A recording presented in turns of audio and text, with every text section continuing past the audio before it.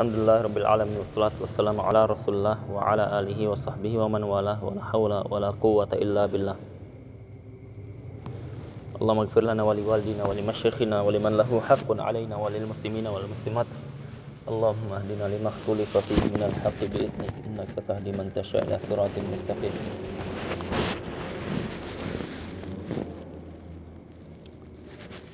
Kita lanjutkan pelajaran kita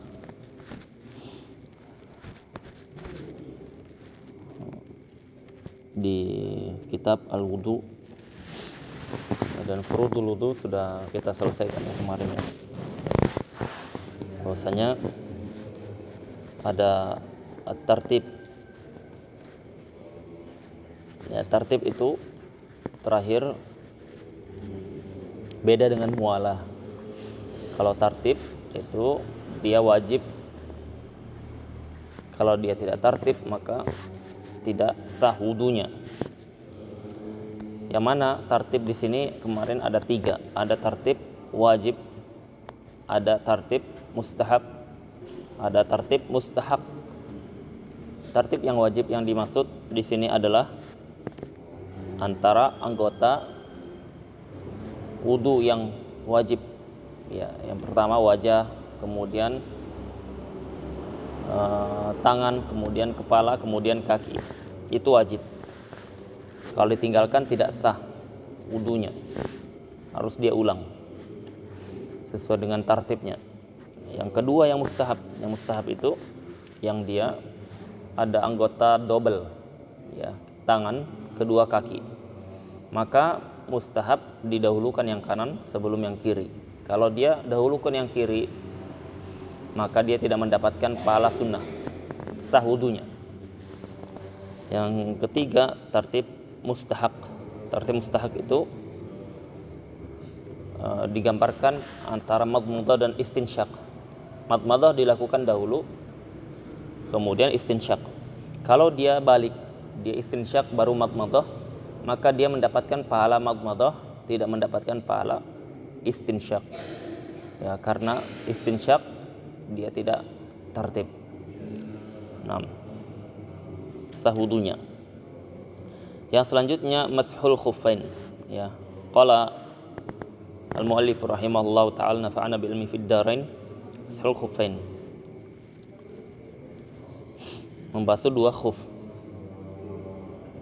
Ya, ini membasuh 2 khuf ini di antara masail fiqhiyah, masalah fikih yang dimasukkan di bab akidah. Ya, disebutkan di kebanyakan kitab-kitab akidah karena ada kelompok Syiah yang menyelisihinya, yaitu mereka tidak meyakini ini sunnah. Ya, sedangkan ini sabit dari Nabi sallallahu alaihi wasallam dengan banyak sekali riwayat. Yajuzu mashu syai'in min zahiri a'la al-khuffain badalan an ghaslir rijlain fil wudu yauman wa lailatan lil muqim. Boleh mashu syai', membasuh, ya, sebagian dari zahir, ya, yang nampak di a'la, bagian atas khuf, ya, bagian atas khuf. Ini kalau kita pakai sepatu panjang atau semisalnya, bukan kaos kaki. Kaos kaki itu tidak masuk kategori khuf, ya. Kaos kaki atau sepatu atau semisalnya. Kalau sekarang alhamdulillah sudah dijual, ya. Khuf itu sudah dijual banyak. Ya, dia model hampir seperti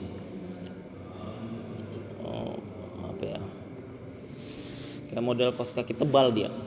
Ya. Ya, kayak model kaos kaki tebal, ada resnya di sini. Dari kulit biasanya. Juga dilapisi busa-busa atau semisalnya. Ya, kalau musim dingin di Timur Tengah itu rata-rata pakai itu kalau sudah subuhan. Al-muhim, boleh membasuh sebagian dari zahir yang atas khuf, ya. Zahir maksudnya dia di bagian yang kelihatan itu, bukan yang di dalam, ya. Jadi di sini masah. Masah kemarin beda dengan guslun. Kalau mashun itu yang penting husulul balal, yang penting ada basah. Ya, penting ada basah. Ambil air, cikan, basahin. Penting ada basah. Ini masah khuffain, bukan ghusl. Ghusl itu dalam bahasa Arab dia sayalanul ma, ngalir air. Jadi kita ambil, kita siram. Nah, yang dibolehkan itu masahul khuffain. Apa boleh ghusl khuffain? Boleh juga. Ya, boleh juga. Ya, tetapi dalam bab yang kemarin kita sebutkan wudu. Wudu itu ada ghuslul wajh wa al yadain ilal mirfaqain. Mencuci wajah, mencuci tangan sampai siku, kaki sampai mata kaki. Nah, kalau pakai ghusl mencuci berarti dia tidak boleh sekedar basah. Ya, ambil air, kita percikkan, kita basahin, tidak sah wudunya. Kenapa? Karena dia harus ghuslun.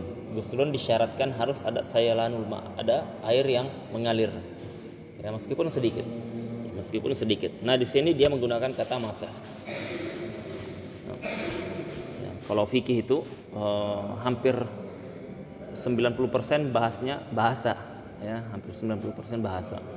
Antum ikut aja Pak Syafiq, santri Kalong. Enggak ada waktu sudah. Sudah mulai kan? Udah mulai, udah pertemuan ke berapa ini? 5. Kapan? Malam apa ini? Malam ini nanti. Malam Rabu, malam Kamis, malam Jumat. Oh iya. Itu ada 2 orang yang baru ikut. Alhamdulillah paham dia, Ustaz. Insyaallah. Ya. Ini ikut. Bahasa Arab. Insyaallah gratis. Tinggal belajar.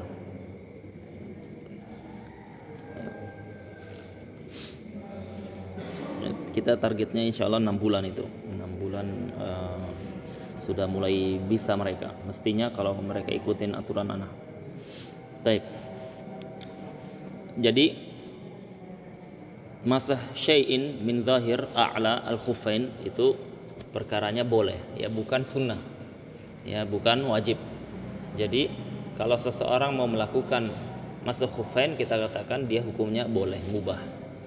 Tapi dia tidak mesti harus safar, ya, tidak mesti harus safar.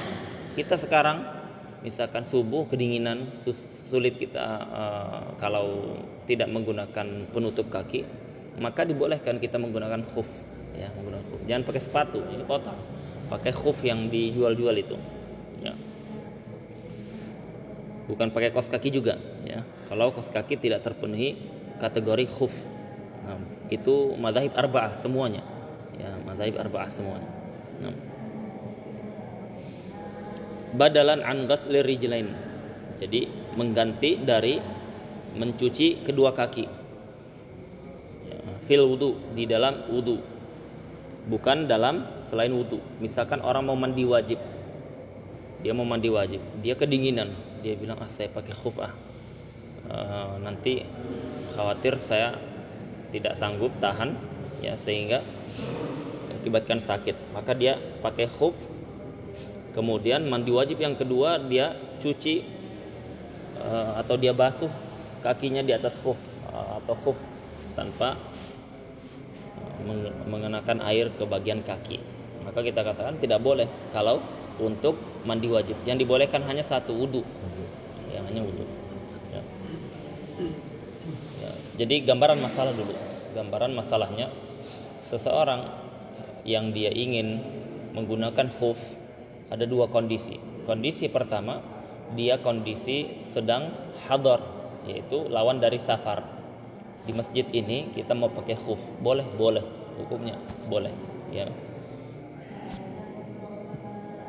Dia ada hajah ataupun tidak ada hajah, ya, boleh hukumnya, ya. Jadi dia sekedar boleh hukumnya. Ketika kita ingin menggunakan khuf dalam kondisi seperti itu, kita berwudu sempurna seperti umumnya, ya. Kemudian setelah itu kita pasang khuf, ya, kanan kemudian kiri, ya, kanan kemudian kiri. Disyaratkan boleh menggunakan khuf kalau sudah sempurna wudu sampai kaki yang terakhir, ya, kaki yang kiri. Sudah selesai baru kita pakai khuf. Sudah pakai khuf, di situ berlakulah hukum bolehnya membasuh khuf. Itu membasuh khuf itu kapan? Setelah kita wudu sempurna, kita pakai, baru masuk pembahasan ini. Pembahasan bolehnya membasuh khuf. ketika kita hadas nanti, ya, buang angin kah, buang air kecil kah, tidur, ya, bersentuhan dengan istri, ya, yang membatalkan wudu. Semua yang membatalkan wudu itu, ya, selain hadas akbar seperti mandi, ya, yang mengharuskan mandi wajib, ya, semua yang membatalkan wudu dari hadas asghar, ya, seperti tadi ketiduran, menyentuh istrinya, buang air kecil, atau dia BAB, atau dia kencing, buang angin. 6. Maka ketika dia sudah batal, dia ketika mau sholat disyaratkan dia wudu lagi. Ketika dia wudu lagi, dia wudu seperti biasa kecuali kakinya, karena sudah ada khuf ini, ya, dia pakai khuf. Nah, apakah disyaratkan dia itu harus basuh kaki atau boleh basuh khufnya? Boleh dia basuh khuf. Hukumnya boleh. Ya, hukumnya boleh. Ya, sehingga tidak perlu dia harus buka khuf lagi. Dia langsung basuh saja bagian atas. Dia katakan mashu syai'in, meskipun sebagian. Ya, dia ambil begini, tempelkan seperti ini, sudah. Ya, sudah. Kiri kanan kiri sudah. Nah, kalau dia posisinya tidak safar, fil hadar, dalam kondisi dia tidak safar, maka dia boleh yaumun wa lailah, 1 hari 1 malam. Ya, 1 hari 1 malam. Dihitung dari mana 1 hari 1 malamnya ini? Dari al hadas ba'da lubs. Ya, dari dia hadas setelah dia makai khuf. Ya, jadi gambarannya 24 jam itu hitungannya. Dia misalkan pakai khuf di jam 9 pagi. Sudah wudu sempurna, dia pakai khuf jam 9 pagi. 24 jam bukan dari jam 9 pagi dihitung. Dari awal hadas. Ya. Hadasnya kapan? Dari misalkan hadasnya dia setelah zuhur jam 1. Ya, berarti jam 1 dihitung jam pertama. 24 jam kemudian dia boleh pakai khuf. Ya, dia boleh pakai khuf. Nah, kalau dia hadasnya itu panjang seperti orang yang tidur, ya, maka yang dihitung adalah intihaul hadas, akhir hadasnya. Orang tidur itu ada yang 2 jam, ada yang 10 jam, ya kan? Nah, jadi bukan awal tidur, dia awal pakai khuf jam 9, bukan dari ini dihitung 24 jam. Dia tidur jam 10, bukan dari jam 10 dihitung. Ya. Jadi intihaul hadas, akhir hadasnya. Dia bangun jam 5 sore misalkan. Ya, dia ketiduran jam 5 sore bangun. Nah, maka dari jam 5 itu dihitung. Ya, dari akhir hadas. Karena hadasnya panjang dari jam 10 sampai jam 5 dia tidur. Ya. Sama kalau dia buang angin. Buang anginnya panjang, dia seperti kereta api. Ya, ketika dia buang angin bukan dari pertama buang anginnya, tetapi pas di akhir itu. Nah, itu kalau dia ada kasus panjang seperti itu, jarang ya. Nah, Kalau salisul bab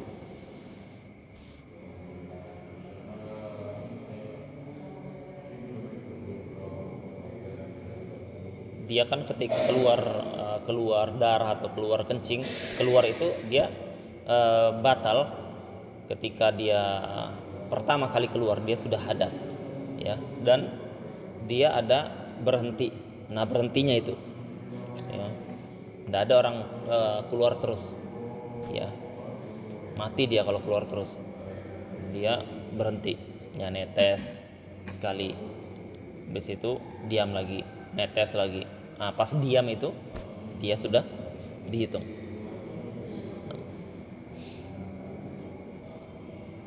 Itu kondisi kalau dia fil hadar, tidak safar. Kalau dia safar maka diganti 3 hari 3 malam. Dia boleh basuh khuf. Ya, 3 hari 3 malam. Sama dihitungnya 3 hari 3 malam itu dari awal hadas sampai dia 3 hari 3 malam. Nah.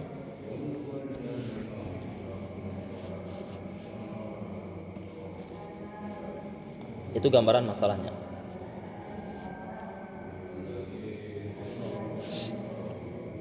Abu Syafiq tergambar? Ya. Nah, jadi boleh membasuh di bagian atas sebagian, ya, dari khuf, pengganti dari mencuci kedua kaki fil wudu, dalam wudu, tidak boleh selain wudu. Kalau dia hadas akbar, maka dia mau mandi wajib. Mandi wajib dia membasuh khuf tidak bisa, ya, tidak bisa, harus dia lepas kemudian dia mandi wajib. Yauman walailatan lil muqim, sehari semalam bagi yang muqim, ya. Wa salasata ayyamin bilayaliha lil musafir, dan 3 malam 3 hari bagi musafir. Apa itu muqim? Apa itu musafir? Muqim dan musafir itu perbedaannya di niat, ya, di niat. Ketika seseorang ingin bepergian di satu tempat, jaraknya dengan tempat dia tinggal itu 81 km, ya.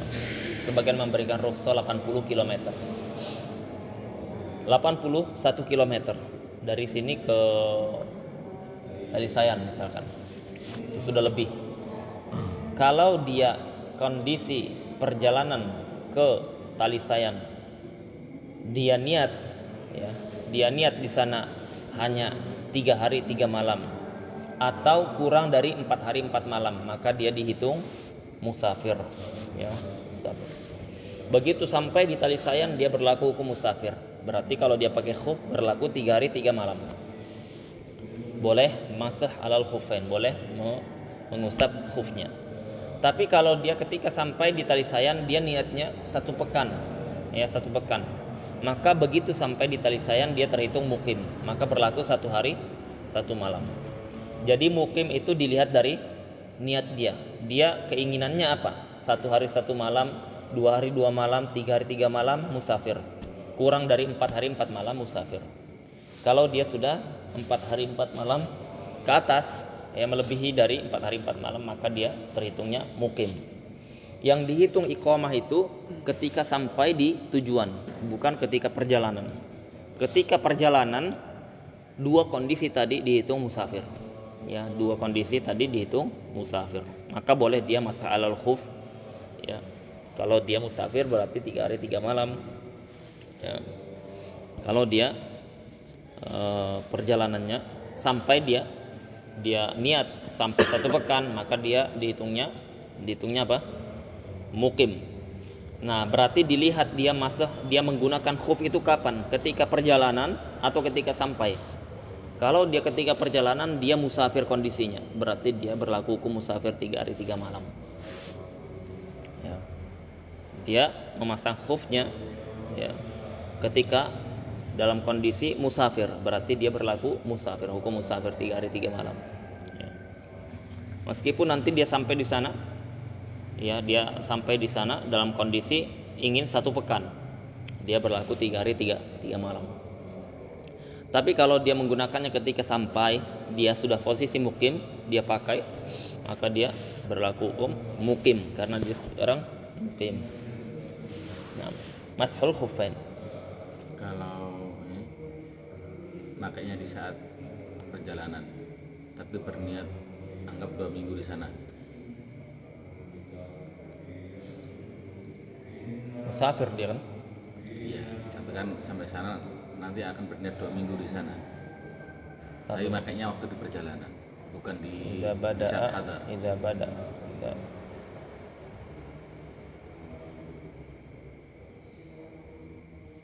Berlaku mukim berarti dia. Anak keliru tadi, ya. Berlaku mukim dia. Karena tagliban lil hadar.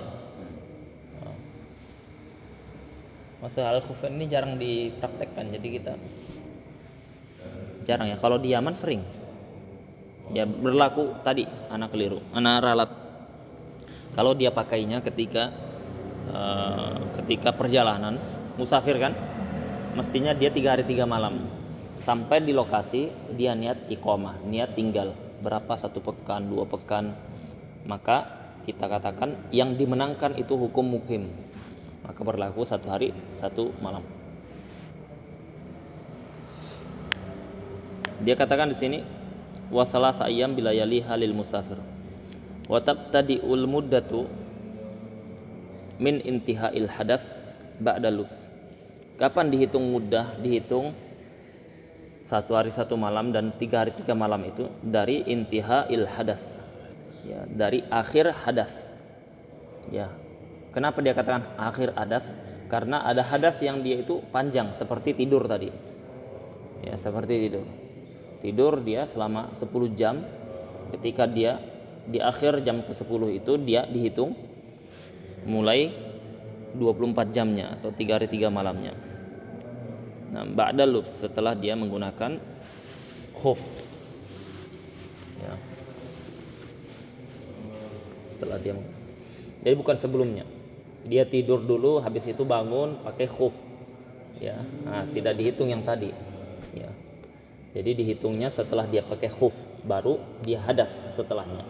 Nah, akhir hadathnya itu dihitung. Bukan dia dibalik. Ya. Tidur dulu 10 jam baru pakai khuf, itu tidak dihitung. Ya. Dihitung nanti setelah dia habis pakai khuf ada hadath. Nah. Lakin yushtaratu li jawazil mashi syurutun sab'ah. Disyaratkan bolehnya membasuh khuf ada 7 syarat. Nah, kenapa disebutkan 7 syarat? Karena ini kharijun an hukmil asal, keluar dari hukum asal. Ya, dalam mazhab Syafi'i mereka menggunakan kaidah segala sesuatu yang keluar dari hukum asal maka dia la yutajawazud dalil, tidak boleh dia melewati dalil. Maksudnya tidak berlaku qiyas. Ya, tidak berlaku qiyas. Jadi dia disyaratkan sesuai dengan kriteria dalil. Nah, ini dalam mazhab Syafi'i seperti itu. Dalam bab-bab yang lain nanti banyak menggunakan kaidah ini.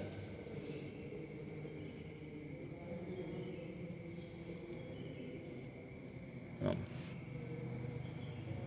An yulbasa, yang pertama syaratnya an yulbasal khufan ala taharah kamilah. Dia pakai khuf ketika sudah selesai sempurna taharahnya. Ya, tadi ana bilang dia kaki kanan kiri selesai baru dia pakai khuf. Nah. Yang kedua, wa an yakuna, ya berarti taharah kamilah itu kalau misalkan dia hadas akbar, dia harus hadas akbarnya hilang dulu. Ya, kalau dia hadas asghar hilang dulu. Ya. Nah, kalau orang dia mandi wajib, anak tanya antum ini, dia mandi wajib ya, dia dalam kondisi sudah buang angin, kemudian dia ada habis mimpi basah, dia mandi wajib. Yang terangkat hadas akbar atau hadas asghar juga? Dua-duanya terangkat. Ya, dua-duanya terangkat. Di pertengahan mandi, ya pertengahan mandi, dia buang angin lagi. Ya, lanjutkan mandinya. Nah, itu batal tidak hadas akbarnya atau batal tidak hadas asgharnya? Atau dia karena dia masih pertengahan dia mandi, kan terangkat dua-duanya. Jadi tidak ada yang batal. Yang mana? Yang mana, Bu Syakir? Batal hadas asghar. Karena pertengahan dia buang angin. Hadas akbarnya enggak? Enggak. Ya, betul. Jadi kondisinya berarti kalau dia sudah mandi wajib, buang angin, batal hadas asgharnya. Setelah dia selesai, dia langsung mau pakai khuf. Kan saya sudah terangkat, dia bilang enggak, karena Anda tadi buang angin. Wudu dulu sempurna baru pakai khuf. Tapi kalau dia tidak ada batal, tidak ada buang angin, tidak kencing, maka dia terangkat kedua-duanya meskipun tidak diniatkan, ya. Meskipun tidak diniatkan untuk wudu. Nah. Tapi beda kalau kita misalkan kasusnya mandi wajib plus mau mandi Jumat. Ya, kalau mau mandi wajib plus mandi Jumat, maka dia harus diniatkan mandi Jumatnya. Ya, karena dia mandi Jumat itu keluar dari kebiasaan. Ya, keluar dari kebiasaan. Jadi disyaratkan dia harus diniatkan mandi wajib plus mandi Jumat. Kalau dibalik tidak sah. Kalau dibalik mandi Jumat plus mandi wajib tidak sah mandi Jumatnya. Yang gugur mandi wajib. Dia harus mandi wajib dulu diniatkannya. Nah. An yulbasal khuffan ala tahara kamilah. Pokoknya fikih kalau mau kuat diamalkan. Ya, itu sudah final sudah itu. Ya, kalau mau diingat diamalkan. Kayak khuf ini kadang kita terbalik karena jarang diamalkan, ya. Jarang diamalkan. Kalau laki-laki biasanya pembahasan haid juga biasanya lupa-lupa dia karena jarang diamalkan. Ya, Ustaz. Iya. Amalkan. Ya. La tahara kamilah. Nah, tapi kalau sering ditanya ingat insyaallah. Nah. Sama pembahasan semisal bab apa? Bab warisan kita jarang mengamalkan, jadi cepat lupa. Ya. Tapi ada yang jarang diamalkan tapi tidak pernah lupa. Bab poligami. Bab poligami itu tidak bisa lupa, Ustaz. Sekali paham terus meskipun tidak diamalkan. Niatnya seumur hidup. Iya. Itu anak khawatir kita masuk berdosa yang tidak mengamalkan ilmu ya. Ya, khawatir. Jadi paling tidak kita ada azam. Paling tidak kita punya azam lah ya, biar gugur dosanya. Tidak mengamalkan ilmu. Punya usaha. Ada penting usaha ya. Kalau katanya guru kita madhab khaifin katanya, madhab orang-orang takut. Ya. Taipuan yakuna qawiyain. Syarat yang kedua dia harus kuat. Nah, karena dia harus kuat, jadi dia tidak sah kalau dia menggunakan kaos kaki. Karena kaos kaki itu tidak masuk qawi, tidak masuk kuat. Kuat yang dimaksud dia adalah bisa dipakai untuk perjalanan, ya, untuk perjalanan yang mana perjalanan tersebut butuh ada hajah diantaranya mengambil kayu bakar kalau dulu, ya, kodok hajah kurang pergi, bukan perjalanan misalkan ke tali sayang tadi pakai kaos kaki, bukan itu. Jadi yang dimaksud perjalanan adalah kodok hajah ketika orang musafir secara umum. Orang musafir itu zaman dulu dia singgah di satu tempat, dia kumpulkan kayu bakar, dia cari makanan, dia pergi untuk qada hajah, ambil air minum. Nah, itu tujuan yang seperti itu bisa dipakai. Ya. Jadi tidak disyaratkan dia kuat, misalkan kita mau safarnya ke Samarinda, kuat dipakai ke Samarinda. Ya, kalau sepatu pun dipakai ke Samarinda bisa rusak juga. Ya, itu maksudnya kuat. Ya. Yumkin tatabu'ul masyi kata mereka, bisa dipakai untuk perjalanan. Yang dimaksud di situ adalah untuk hajah dalam kondisi ya, kalau orang-orang musafir, ya. Bukan berarti dia harus dipakai safar, bukan, ya. Tetapi tadi patokannya hajah orang-orang musafir seperti itu bisa dipakai kuat.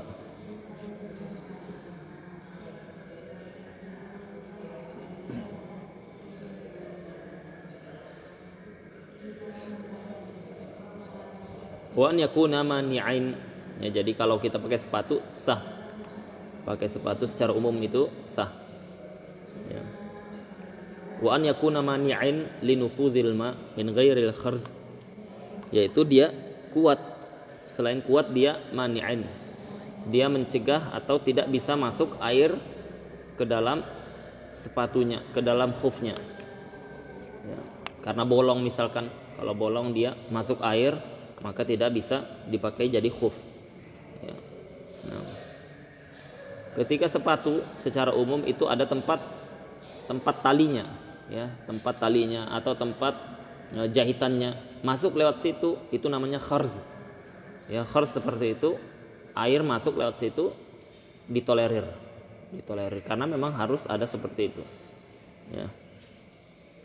Tapi kalau dia bolong kemudian masuk air, ya, dari atas atau dari bawah maka dia tidak sah. Wa an yakuna satirain, dia menutup, ya, satir menutup. Lima halil farq, di bagian dari yang wajib dibasuh ketika wudu, ya, berarti menutup sampai mata kaki, ya. Kan itu selanya ini kalau kita lihat terbuka kelihatan lagi mata kaki, ya, itulah yadur kalau dia terbuka dari atas, beda kalau terbuka dari bawah, ya. beda kalau terbuka dari bawah. Dia lawan dari aurat, menutup aurat. Kalau terbuka dari kelihatan dari bawah itu diberikan uzur. Ya. Apa nih nakram? Bagian nakram. Aman Jadi aja. ini PAZ ini. PAZ. Master over ini. Ya. Master semua di sini.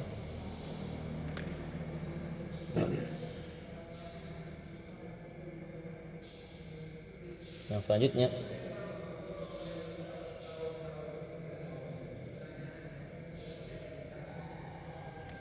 minal jawanib wal asfal, ya, dari sisi kanan kiri dan dari bawah tertutup, ya, bukan dari atas.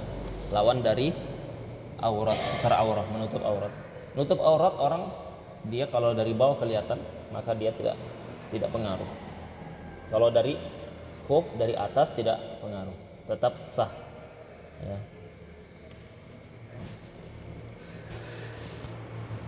Di zaman sahabat Nabi Sallallahu Alaihi Wasallam pernah ada diceritakan seorang ajuzah, ya, sudah tua. Dia ketika sahabat yang di bagian belakang, dia sholat, ketika sujud kelihatan bagian belakang, karena ini terbuka, ya, disebutkan. Dari situ istinbat fuqaha bahwasanya itu tidak mempengaruhi keabsahan sholat, ya. Tidak disyaratkan kita harus pakai dalaman, ya. Yang penting tertutup seperti ini. Dia tidak pakai dalaman, kan kita tidak tahu, ya. Ketika sujud kan bisa ketahuan, kelihatan pahanya, itu kan aurat. Nah, itu tidak membatalkan karena kelihatannya dari bawah. Nah, Ini dari atas. ya, kalau ini kebalikannya, dari atas tidak masalah. Ya, kalau dari bawah masalah dia. Kalau aurat dari atas masalah. Ya, ini misalkan, ya, pakaian ini, ya, terlalu lebar ininya. Ketika dia ruku kelihatan, ya, kelihatan bagian pusar, bagian inilah aurat paha kelihatan, maka itu batal dia, tidak sah. Nah, perempuan itu yang paling banyak kalau masalah aurat itu. Perempuan paling banyak ininya, pelanggarannya, ya, pelanggarannya paling banyak. Yang kita khawatirkan itu sholatnya bertahun-tahun tapi tidak sah tanpa sadar. Ya, contoh gampang aja ini, paling sering itu di sini. Di sini perempuan itu wajib ditutup. Dia ditutupnya sampai sini, ya. Karena babnya min bab mala yatimul wajibu illa bi fa wajib. Jadi kalau sebagian itu mukena dipasang, dia terbuka sini. Jadi ini kelihatan. Nah, ini aurat. Ya, dia harus tertutup. Ketika rakaat pertama tertutup, rakaat ketiga terbuka lagi. Nah, makanya dia harus dia jahit lagi.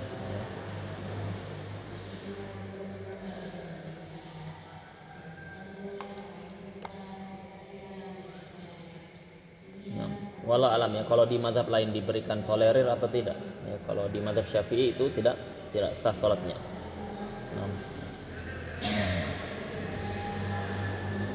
Wa an la yahsul li labisihima hadath akbar.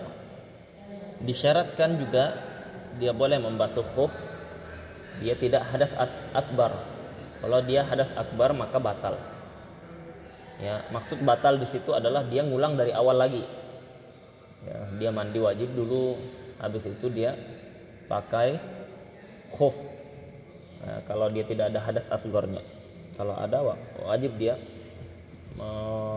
wudu dulu, baru dia pakai. Wa an la yadhhar syai'un min mahallil fard. Tidak kelihatan dari bagian anggota yang fard, yang wajib dibasuh, ya, karena mungkin tadi ada bolongan, ada sobek, ya, kelihatan bagian mahal fard, ya.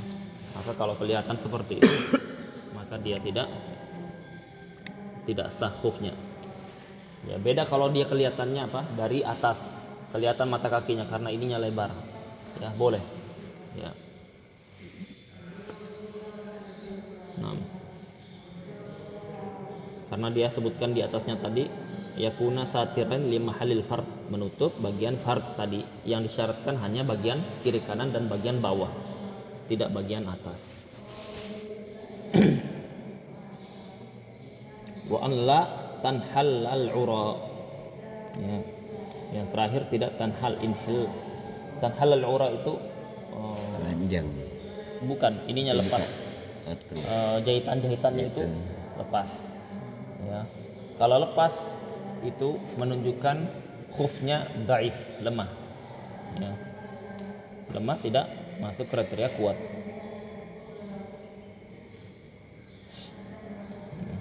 Dia katakan meskipun belum sampai ke terbuka, belum sampai terbuka ininya, khufnya, tapi ikatan-ikatannya terbuka, ya, maka dia menunjukkan itu lemah. Kemudian syurutul wudu. Kenapa disebutkan khuf masuk lagi ke wudu? Padahal dia sudah sebutkan furudul wudu, fardnya wajibnya wudu, kemudian masuk khuf, kemudian syaratnya wudu disebutkan. Ya. Kenapa dia selingkan itu masalah khuf? Karena masalah khuf ini kaitannya dengan wudu, ya. Berkaitan dengan membasuh kaki. Membasuh kaki itu syarat atau fard? Membasuh kaki itu masuknya fard, ya, bukan syarat. Syarat itu di luar ibadah, ya, di luar ibadah. Kalau fard itu bagian dari ibadah. Al-Fatihah di dalam ibadah atau di luar? Di dalam. Masuknya apa? Fard, wajib, ya, bukan syarat. Wudu itu di luar ibadah sholat atau tidak? Masuk. Di luar ibadah atau di dalam ibadah sholat? Di luar ibadah sholat. Di luar ibadah sholat. Maka dia masuknya syarat. Nah, karena masalah khuf turunan dari membasuh kaki, turun dari fard, maka pas dia dimasukkan setelah pembahasan fardu al-wudu. Ya, habis itu masuk syarat.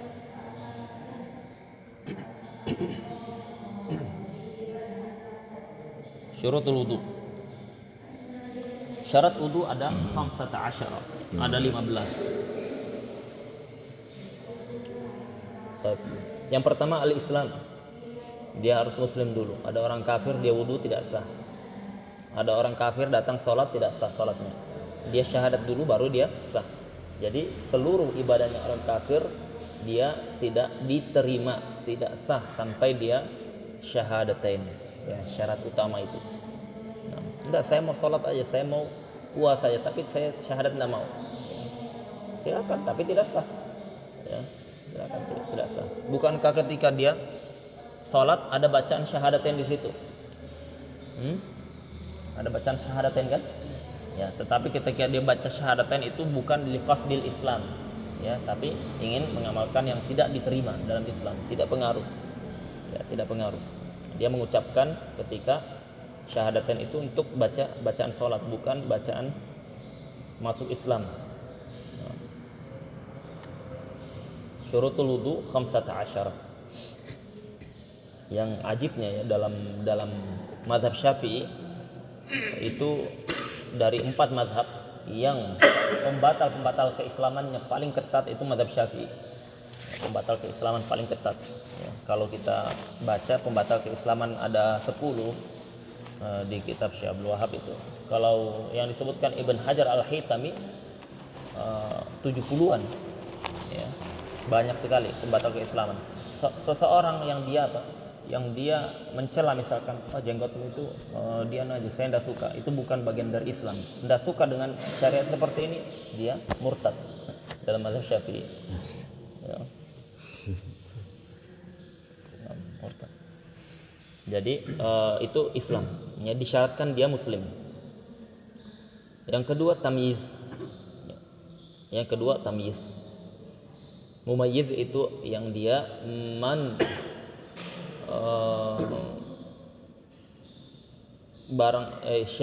siapa yang dia itu bisa qama bihajatihi sahlah binafsihi, yang dia itu bisa menunaikan hajah-hajah untuk dia, ya, binafsihi, tanpa bantuan orang. Ya, itu namanya mumayyiz. Ya, ada namanya mumayyiz, ada namanya baligh. Ya.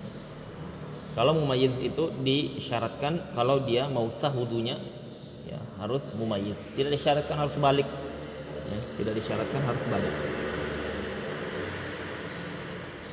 Ada beberapa ibadah yang disyaratkan harus dia balik.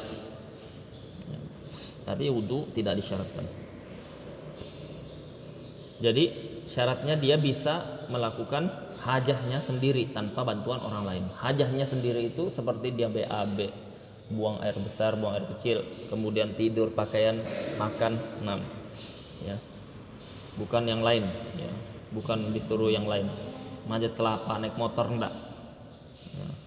Hajahnya yang sahlah, yang mudah. Itu mumayyiz. Ya. Kriteria di mazhab Syafi'i banyak disebutkan. Dia bisa bedakan antara kurma dengan bara api dan macam-macam lah ya. Tapi itu yang disebutkan masyayikh yang mudah dipraktekkan. Wan naqau 'anil haidhi wan nifas. Wan naqau 'anil haidhi wan nifas. Suci dari haid dan nifas. Ya. Kalau dia belum suci dari haid dan nifas, dia wudu, ya, dia wudu sengaja, maka dia dosa, ya, maka dia dosa, tidak sah dan dosa. Tapi kalau dia tidak sengaja karena dia mengira dia sudah suci, maka dia tidak berdosa, tapi tidak sah. Ya, makanya ini penting ini. Kalau antum yang punya istri diajarkan masalah haid, ya, masalah haid. Kalau nifas kan dia jarang ya, setahun sekali paling cepat kan. Kalau haid ini dia ada masa fatrah namanya. Ya, fatrah itu darah, kriterianya di awal-awal darah itu dia keluar netes. Ada masa fatrah nanti. Sekitar sudah hari ke-6, ke-7, fatrah itu dia keluar netes. Berapa waktu agak lama baru dia keluar lagi. Nah, fatrah di sini itu masa haid masih. Itu masa haid. Maka jangan buru-buru langsung wudu, langsung mandi wajib, apalagi berhubungan, ya sabar dulu, ya. Itu kondisi fatrah itu, ya. Syaratkan dia sudah suci dari haid dan nifas. Wa amma yamna'u usulal ma'i ilal basyarah, ya, disyaratkan juga tidak ada yang menghalangi sampainya air ke kulit, ya. Karena disyaratkan dalam wudu itu kemarin ada dua. Apa syaratnya? Yang pertama apa? Anggota wudu semuanya terkena air, ya, semuanya terkena air. Kemudian yang kedua niat. Ada niat makhsusah, ya. Jadi kalau sudah ada dua itu sah. Hujan-hujan dia bersihkan genteng, kemudian dia kena semuanya, teguyur air basah kuyup, dia niatkan wudu, sah wudunya, ya. Dia ke kolam renang, cebur, niat wudu, sah wudunya. Nah, maka apa? Maka syaratnya tidak boleh ada yang mencegah air sampai ke kulit, ya, sampai ke kulit. Makanya kalau haji atau umrah itu sering pertanyaan seperti itu. Dia pakai pakaian, ya, apalagi wanita, sulit dia pakai lepaskan ini hijab kan, sulit dia ini aurat. Maka caranya biasanya mereka di ada yang siram, ya. Nah, ini kan tercegah air masuk ke kulit. Kalau tercegah air masuk ke kulit tidak sah. Tapi kalau dia seperti ini kita basah sampai ngalir air terasa, ya, kemudian dia gosok-gosok seperti ini sah. Ya, tapi kalau misalkan tercegah, ada kan pakaian yang tidak masuk air atau nyerap tapi masuknya ke pakaian, enggak masuk ke situ, masuk ke kulit. Ya, masuknya cuma sekedar husulul balal, hanya sekedar basah, tidak mengalir, tidak sah dalam mazhab Syafi'i. Ya, kalau mau digunakan pakaian yang memang menyerap air, yang tidak tebal, tidak menghalangi air masuk. Sering itu kalau ini, karena disyaratkan tawaf itu harus ala thaharah, tawaf itu harus suci. Ya, karena dia seperti sholat. Tawaf itu seperti sholat, kecuali dibolehkan kalam dan gerakan. Boleh kita kalam dan gerakan. Kalau ya, sa'i nggak apa-apa, nggak toharo. Jadi gimana sih kalau mereka ada yang batal atau buang angin misalkan, diam-diam aja atau gimana? Kalau di pembimbing ya, kita jadi pembimbing itu ya kita anjurkan untuk berwudu ulang. Enggak, kemana dia nanti jauh lagi? Kalau itu lumayan jauh, lumayan itu. Ya. Agak minggirnya jauh dia. baru balik lagi. Ya baru memang balik lagi. Tapi harus diketemenin kan. Kalau memang perempuan. maksudnya ndak ada disiapkan ya di ini. Yang disiapkan yang bawa jamaah itu nyiapkan air atau apa gitu biar. Itu kan nanti di fikihnya tuh mereka tuh ini kan diajarkan bagaimana cara wudhu dalam keadaan seperti itu kan. Tetap diajarkan. Tetap diajarkan. Berarti bawa aqua segala macam. Iya. Makanya kalau pas lagi ini gitu ya, pas lagi ramai gitu kan, kayak Jumatan ini. Jumatan kita kan kalau mau mundur kan nggak mungkin. Karena nggak mungkin mau mundur ya udah pakai aqua aja. Kalau nggak pakai, kita kan dibekalin semprotan itu. Oh. Nah itu pakai semprotan aja wudhunya. Pokoknya yang penting kalau ini, kita mudah sih karena kita ini ya, kan kalau kita aurat laki-laki. kan. Tapi kalau perempuan itu ini baru kepikiran sama ini. Iya. Kalau ini, tapi kan kalau senggolan kan maaf aja kan ya, kita pakai mazhab yang di sana kan ya. Iya. Jadi nggak ini. Tapi kalau untuk yang perempuan ini baru kepikiran nih. Ya kalau persentuhan memang difatwakan Ibn Hajar Al-Haytami tidak membatalkan. Ya. Tapi nggak apa-apa ya kalau lagi pakaian itu dibasahin aja semuanya gitu ya. Ya cepet Iya. kering juga. Panasnya luar biasa. Kalau dimasukkan dibasahin dari dalam sulitnya. Sulit. Ya. Iya. Makanya di sana itu kan tempat perempuan itu nggak ke belakang. Oh biar dia mudah. Biar dia mudah untuk ininya. Nggak ke belakang dia. Nggak boleh di depan. Jadi kalau di depan itu semuanya laki semuanya. Nanti kalau perempuan disuruh agak ke belakang. Iya. Nah, seperti itu ini mestinya ya. Iya. Tapi ada juga yang tetap ke depan kan dengan mahramnya kan? Enggak ada. Kalau waktu sholat nggak ada. Sholat. Iya, memang betul-betul dipisah gitu kan, harus dipisah. Baik, kita lanjutkan. Jadi disyaratkan ketika wudhu harus airnya mengalir. Ya. Wa an la yakun, dan ini semisal menggunakan apa ini namanya peci apa ini namanya kutek ya, menggunakan kutek itu ya, itu kan ada dua dia, ada yang dia hanya laun seperti menggunakan tanaman Pacar. tumbuhan apa namanya, Iya, pacar itu dia. pacar. Nah, Tumbuhan pacar itu bisa tuh ya. nah itu kan Nikah itu ya. Iya, enggak, kalau nikah itu kan ini dia pakai ini kan, henna. ya ada dua dia, ada yang pakai tumbuhan itu yang dia ditaburin kemudian ditutup gitu kan. Iya. Nah, kemudian dibuka itu laun aja, tidak ada zat, tidak ada ininya, tidak ada penghalangnya. Itu sah ya, tapi kalau kotek ya, atau kayak tip X modelnya kan, atau cat ya, tukang-tukang yang ada catnya atau ada semen-semennya, itu tidak masuk air, maka itu semuanya wajib dihilangkan. Atau tukang bengkel, orang bengkel yang dia banyak oli-olinya di tangannya ya. Nah, itu harus dihilangkan dulu. Kalau tidak sah. Makanya mereka tuh alasannya nggak sholat dia kan itu, aduh saya kotor ini. Makanya malas jadinya mereka tuh. Ya. Tapi gimana kalau setiap hari kan jadinya kotor betul-betulan, kayak ditambang kan memang betul-betul ini gitu. Apa orang yang bengkel itu kan setiap hari kan kotor terus jadinya memang numpuk. Enggak sih, dia kalau dibilang menyulitkan enggak juga, karena ketika dia wudhu kan ada nempel itu, bukan dia harus hilangkan dulu, enggak, dia sambil wudhu dia ginikan aja, ambil gitu air ya. ginikan, udah selesai. Oh gitu. Yang repot itu kalau kena kayak lem Alteco, itu memang repot itu. Ya, enggak masuk air, memang harus dikerik lah. Kalau tadi seperti tadi dia habis kerja bangunan kotor-kotor, dia sambil disiram lagi 2 kali. Ya. Yang jadi masalah mamanya pengecat mobil. Jadi mamanya untuk membersihkan perlu waktu lama sampai keluar waktu sholat. Sampai keluar waktu sholat gimana nih? umpamanya katakan nanti mau sholat zuhur sampai mau habis ini memang bisa dibersihkan pakai filter apa, tapi membersihkan sampai nanti habis waktu sholat hanya dibersihkan. Ya dia sholat dalam kondisi seperti itu.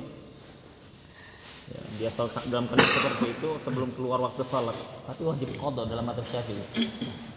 Mu'tamad Syafi'iyah wajib qadha dia tetap. Sama seperti orang yang dia enggak dapat penutup aurat, maka dia sholat dalam kondisi seperti itu. Tapi wajib qadha. Ya, Mu'tamad Syafi'iyah wajib qadha. Ya. Tapi kalau Masyaikh ditanya biasanya mereka fatwanya dengan ikhtiarnya Imam An-Nawawi sah. Ikhtiar Imam An-Nawawi sah itu beliau mengikuti pendapat Imam Al-Muzani. Ya, kaidahnya Imam Al-Muzani seperti itu. Semua setiap sholat yang dilakukan dengan kondisi semampunya, ya, maka dia sah. Kondisi mampunya seperti itu dia. Mungkin kayak satu seperti ini kayaknya sih lebih menyulitkan bisa pekerjaan yang kecil, dalam artian usaha kecil yang contoh tadi membengkel. Yeah. Kalau di perusahaan atau di tambang yang kita di Kalimantan ini itu safety semua. Saat dilepas udah bersih karena pakai sarung tangan, bahkan beberapa jenis sarung tangan tergantung pekerjaannya. Jadi saat dilepas itu masih dalam keadaan bersih. Ya tinggal pintar-pintar ininya aja. Pekerjaan di tambang kayaknya lebih tergantung ke individunya. Tapi kalau pekerjaan yang kecil, bengkel jalanan, itu mungkin di situ. Biasanya yang kerja bengkel atau kerja bangunan itu yang cat itu memang faktanya memang seperti itu, dia kena seperti itu. Jadi ya. Baik, kita lanjutkan. Wa an la yakun 'alal 'udwi ma yughayyirul ma. Tidak boleh ada di bagian anggota wudu benda yang bisa mengubah air. Dalam mazhab Syafi'i, air itu kalau dia ma mutlak, air mutlak yang dipakai wudu, kemudian dia tercampur dengan benda yang suci, dan benda yang suci ini sampai mengubah sifat air, ya, sampai mengubah sifat air yang tadinya airnya air biasa, air wudu jadi air sabun, ya, atau jadi air garam, mengubah sifatnya, maka air tersebut yang tadinya bisa dipakai wudu tidak bisa lagi dipakai wudu. Nah, jadi dalam masalah ini diturunkan ketika wudu ada benda, ada tinta atau ada sabun kemudian dipakai, tidak boleh, ya, tidak boleh ada yang mengubah air. Kalau mengubah air maka ketika bercampur dengan benda tadi airnya berubah menjadilah airnya tidak bisa dipakai wudu. Makanya disyaratkan. Ya, tetapi artinya ini juga mudah juga. Jadi ketika dia basuh yang pertama sabun dan airnya ngikut itu tidak dihitung. Kita siram lagi yang pertama. Nah, yang kedua itu bisa mengangkat hadas. Nah.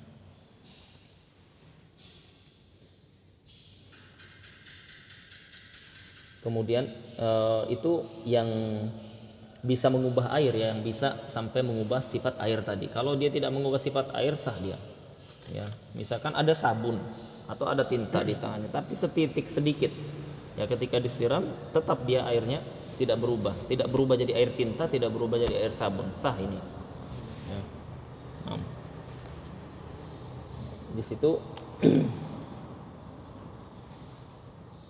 kalau tidak mengubah maka tetap sah. Wal ilm bi fardiyatihi. Syarat yang keberapa? 1 2 3 4 5 6. Yang ke-6 syaratnya dia ilm bi fardiyatihi. Dia berilmu dengan kewajiban wudu. Ya. Adapun orang cuman dia ikut-ikutan, tidak tahu itu wajib, maka tidak sah. Ya, yang penting dia itu tahu secara umum yang mana yang wajib. Ya, meskipun dia tidak tahu secara perincian. Ya, atau dia katakan pokoknya wudu itu wajib semua dari A sampai Z, sah.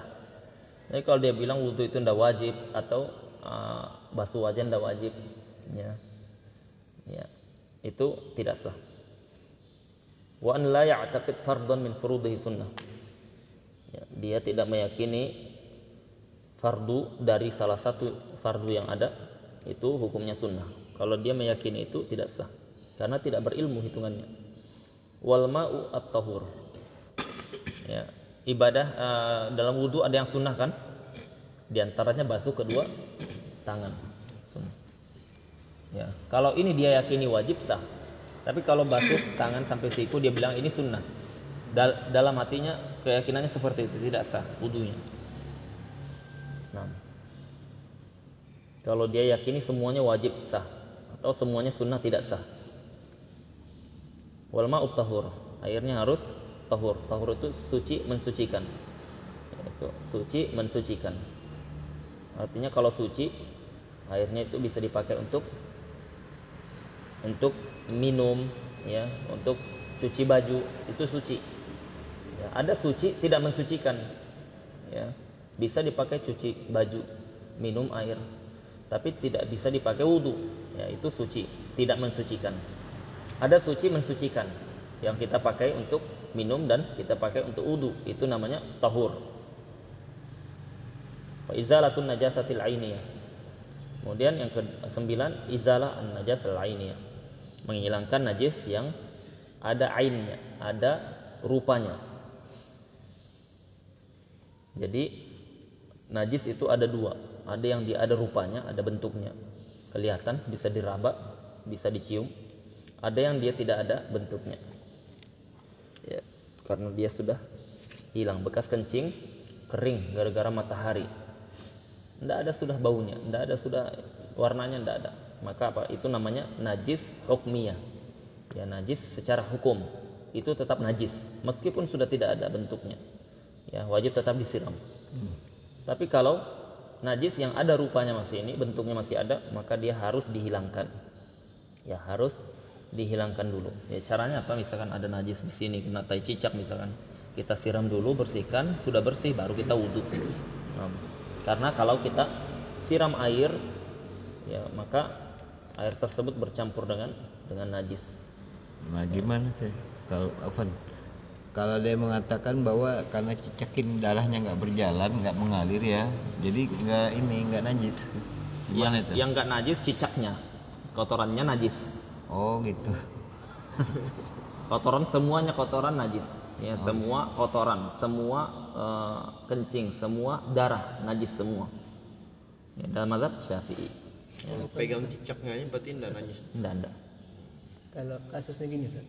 Contoh kalau di Masjid At-Taqwa, Ya. itu kan Banyak maghrib burung. Masya Allah burung itu. Di saat kondisi umpama kita lagi di motor, tidak ketahuan, umpama kena baju belakang. Pas selesai sholat, baru nanti dia ngasih tahu ada kotoran. Ya. Ini kalau begini kasusnya kayak mana, Ustaz? Sholat itu? Itu dari anak SD itu, burung itu ada sampai sekarang. Jadi kerjaan anak dulu, malam-malam itu kita tangkap, itu kita ketapel sampai sekarang. Ya. Hah? Layang. Burung apa itu ya? Burung layang ya. Dia sarang lumpur. Oh, bukan walet ya? Layang dia. Banyak banget. Ya, nah, kalau masalah tadi, maka kalau tidak tahu, ya, kalau tidak tahu ada dua hukumnya, perinciannya. Kan kalau orang langsung tidak tahu ya sah gitu, tidak bisa. Dalam fikih tidak seperti itu. Jadi ketika tidak tahu, ya, maka ada dua perinciannya. Kalau tahu maka tidak sah. Tahu ketika itu tidak sah, jangan dilanjutkan. Kalau tidak tahu ada dua kondisinya. Ketika selesai salam, assalamualaikum warahmatullah, baru tahu, ya, baru tahu, dikasih tahu dan orang, ya, jadi selesai salam, selesai ibadah. Kalau setelah dikasih tahu itu tidak ada jeda antara salam dengan tahu, maka batal dia. Salatnya berarti batal. Kenapa? Karena tidak ada kemungkinan kecuali kotoran ini ada ketika sebelum salam. Ya, tapi kalau misalkan ada jeda, ya, antum keluar dulu, ya, baru balik, kemudian dikasih tahu itu ada kotoran. Nah, ini ada jeda ini. Bisa jadi ketika sholat kotoran itu bisa jadi setelah salam kotoran itu ada. Maka tidak mempengaruhi keabsahan sholat. Ya, karena ada ihtimal. Ya, karena sholatnya yakin sah karena sudah salam. Dan kotorannya itu tidak yakin kapan kenanya. Maka apa? Al yakin la yazul bisyak. Yakin tidak la yazul, tidak hilang dengan adanya keraguan. Ya. Kalau ini kasus yang satunya, biasanya di sajadah panjang di Masjid Agung itu banyak juga, sering juga jatuh kotoran itu. Pas umpama kita lagi sholat, jatuhnya di tempat sujud. Iya, jangan sujud di situ. Jangan sujud di yang ada kotorannya. Ya, geser sedikit. Ya, geser sedikit. Atau di apa? Di tiup sedikit ininya. Kalau basah susah ya. Kalau dilapis saja aman aja. Boleh. Pakai sutra. Boleh dilapis.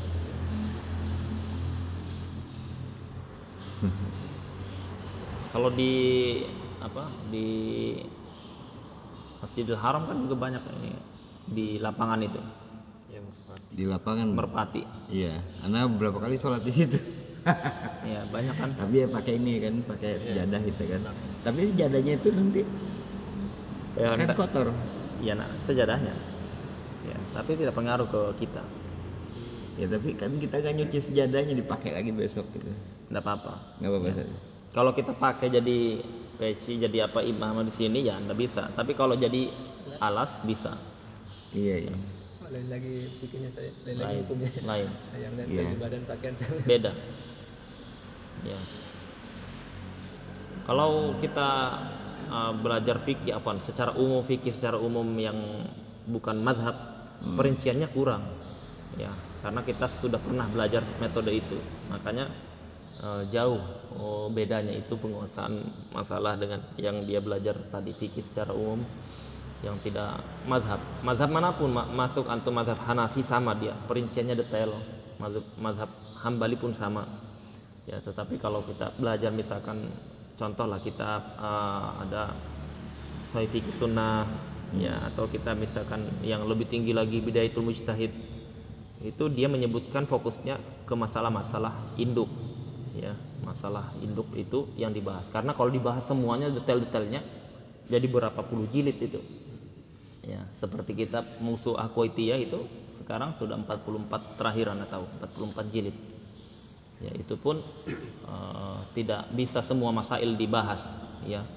Masalah di kitab syarahnya Minhajut Thalibin lebih luas dibandingkan kitab itu. Ya, Minhajut Thalibin padahal dia syarahnya hanya sekitar 6-7 jilid. Itu 44 jilid, lebih banyak masalah ini. Kenapa? Karena ini bicara satu mazhab baru. Itu bicara 4 mazhab. Ya, makanya panjang sekali. Kemudian yang terakhir Jaryul ma ala jami'il udwi ya, yaitu air itu mengalir di seluruh anggota wudu ya. Ini disyaratkan ketika wudu, selain di wajah ya. Kalau di wajah tidak disyaratkan jaryul ma. Wajah kepala tidak disyaratkan mengalir air. Ambil sah. Telinga nggak mengalir juga kan, masyhur juga kan. Telinga tidak masuk yang wajib. Iya. Telinga tidak masuk yang wajib. Ya, jadi dibasuh dan tidak dibasuh sah. Ya. Ini pembahasan syarat. Ya, syaratnya mengalir air itu. Ini kenapa tidak ada ta'liknya ya? Mestinya ada ta'liknya nih. Maksudnya mestinya ada catatan kakinya. Ini kecuali kepala. Karena tidak disyaratkan mengalir air. Ya. Al-muhim. Tahaqququl muqtadi inbalal hal.